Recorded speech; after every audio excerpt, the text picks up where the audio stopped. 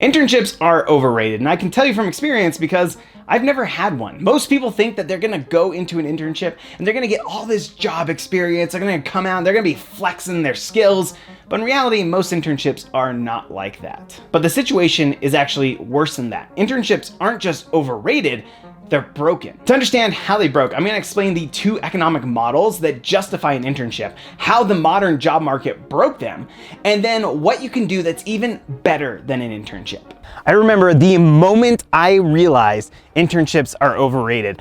I'm sitting in a classroom full of students. I have been asked to talk to them about majoring in economics. And there is a group of other professors, much older than I am, who are there trying to convince these students to choose their major instead. I'm the last one to speak, and I'm sitting there observing each professor get up and trying to figure out what they're doing and see what I need to do to try and give that selling point that's gonna convince those students to major in economics, which you should all be doing, by the way. If you are questioning whether you should major in economics, definitely check out my videos up here because it is amazing. Well, professor after professor gets up and tells the students how good their major is at placing people into internships. In fact, multiple professors claim that the most important part of their education is going to be that internship. And I am sitting here in disbelief. It makes no sense to me that these professors continually claim that the most important experience of a 4-year education is a 1 summer internship where they aren't even at the school.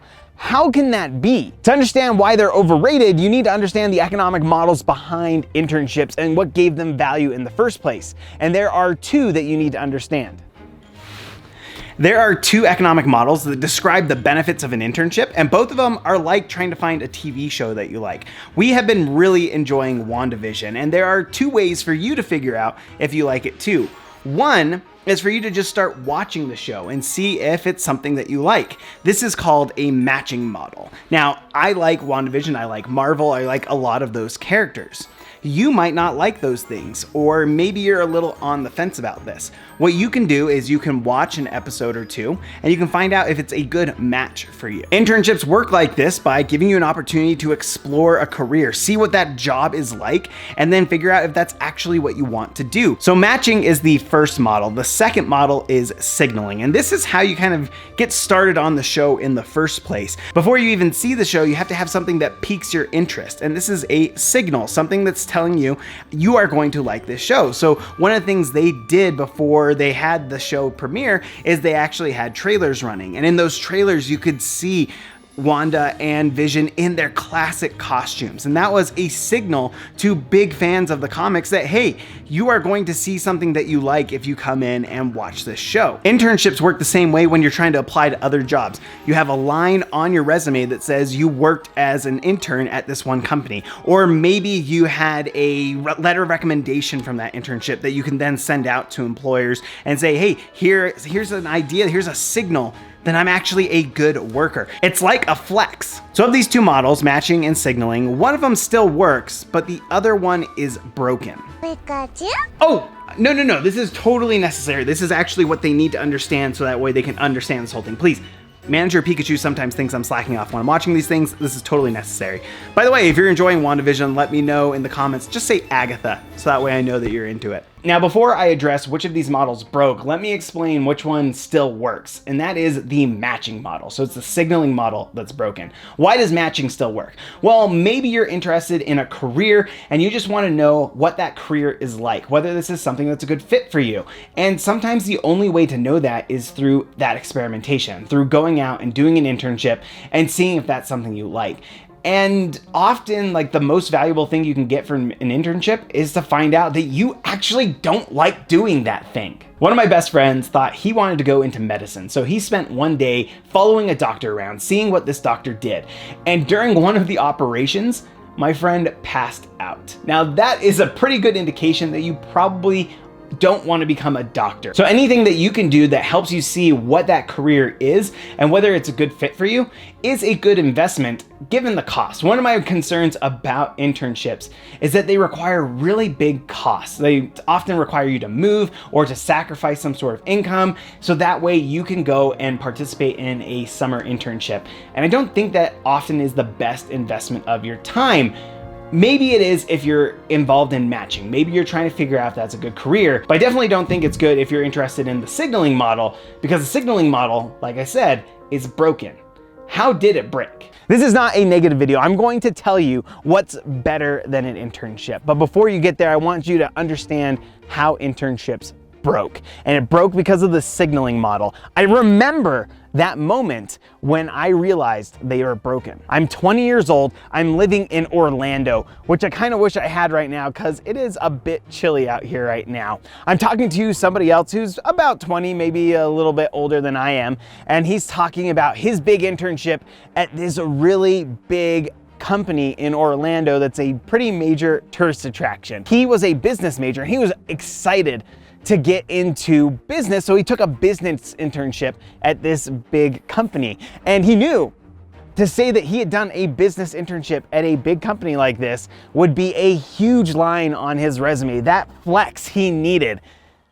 But it turned out when he got there at this tourist attraction, his business internship was running a hot dog stand. I realized then that internships are broken. People want internships so bad. Students are so desperate for an internship because they're told that that's what's going to be the most important part of their education, that they take anything as an internship and they accept it. And businesses realize that. They're willing to supply anything as an internship as long as you're willing to take it. So these students go to great lengths. They move across the country. They take low-paying summer jobs because it says it's an internship. So yeah, of course it's gonna be good. No, internships are broken, but don't worry, there's something better. But to understand what's better, I have to show you something first. Earlier, I said an internship is like a flex. That line on the resume, that letter of recommendation, it's supposed to be a flex when you go out there and apply for jobs. And I mean that quite literally. Think about a flex. What does it mean? It's supposed to be a signal of how strong you are. It's supposed to say, I can lift heavy things. But it's a very noisy signal. I don't know when I see you flex how much you can actually lift. I don't know if you are strong. But there's a better way to signal to people how strong you are. Just show them. Before filming this video, I asked you, my viewers, how much you thought I could bench press. Unfortunately, there were a lot of you who said that I could only lift 135 pounds or about 61 kilograms. The average response was 175 pounds or 79 kilograms. So let's go ahead and just put this up there to remove all doubts. Now, there were some of you that thought I could lift a lot, and before I see if I can actually lift that amount, I want to cover two things. First, the comments for this video came from my viewers interacting on the YouTube community page. If you want to be featured in a future video, make sure you subscribe and look out for my polls. And just a reminder that the marginal cost of subscribing is close to zero. And if you're at this point in the video, the marginal benefit is clearly greater than zero. So a rational economics loving person like yourself will definitely subscribe. Second, don't follow my example right here. Anytime that you are lifting heavy weights, make sure you have somebody there to spot you.